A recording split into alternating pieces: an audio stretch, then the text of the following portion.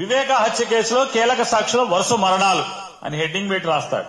దాంట్లో 6 పేర్లు ఫోటోలు వేసి మామూలుగా మంత్రివర్గ ప్రమాణ స్వీకారానికి 1, 2, 3, 4, 5 ఫోటోలు వేసి వాళ్ళ చరిత్ర రాస్తారు కదా, అలా ఈయన రాసుకొచ్చాడు. ఈ 6 సాక్షులు మరణించారు అని చెప్పి వివేకానంద రెడ్డి గారి హత్య. నారాయణ యాదవ్ వయసు 52 సంవత్సరాలు, జగన్ వాహన డ్రైవర్ కింద హెడ్డింగ్ కింద రాస్తాడు. ఇతను సాక్షి, వివేకానంద రెడ్డి కేసులో సాక్షి అని రాస్తాడు. ఇంతకన్నా పూట కన్నా తప్పుడు రాత ఇది సాక్షి. నారాయణ యాదవ్ అనే ఆయన సాక్షిగా ఉన్నాడా? కనీసం రిపోర్టింగ్ చేసేప్పుడు చంద్రబాబు దున్నపోతు ఈనిందనగానే వెంటనే రామోజీరావు గారి పేపరు మార్కెట్కి వెళ్లి తాడు కొనుక్కొస్తాకి వెళ్లారంట.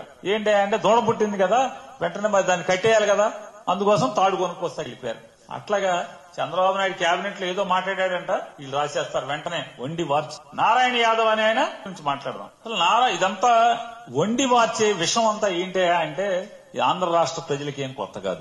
గౌరవ నారా చంద్రబాబు నాయుడు గారు ఆయన అలవాటు ప్రకారం తన సహజ వైఖరి మేరకే వైఎస్ వివేకానంద రెడ్డి గారి కేసులో 61వ సాక్షిగా, వైఎస్ వివేకానంద రెడ్డి గారి కేసులో 61వ సాక్షిగా ఉన్నటువంటి 65 సంవత్సరాల వాచ్మెన్ రంగయ్య గారు మరణాన్ని కూడా జగన్మోహన్ రెడ్డి గారి మీద విషం చిమ్మటాకి తన శ్రేయోపత్రిక అయినటువంటి ఈనాడు ద్వారా తాటికాయంత అక్షరాల్లో అచ్చు వేయించి ఇవాళ మరో కొత్త నాటకానికి జగన్మోహన్ రెడ్డి గారి మీద మరొక విషపు నాటకానికి తెరదీ. చంద్రబాబు నాయుడు గారు నిన్నటువంటి రాష్ట్ర మంత్రి మండలి సమావేశంలో వైఎస్ వివేకానంద రెడ్డి గారి వాచ్మెన్ గా పనిచేసినటువంటి మరియు వివేకానంద రెడ్డి గారి హత్య కేసులో 61వ సాక్షి అయినటువంటి రంగన్న గారి మరణం గురించి కేబినెట్ మొత్తం సుదీర్ఘంగా చర్చించడం జరిగింది. ఆ సుదీర్ఘ చర్చల్లో కేబినెట్ మొత్తం సుదీర్ఘంగా చర్చించడమే కాకుండా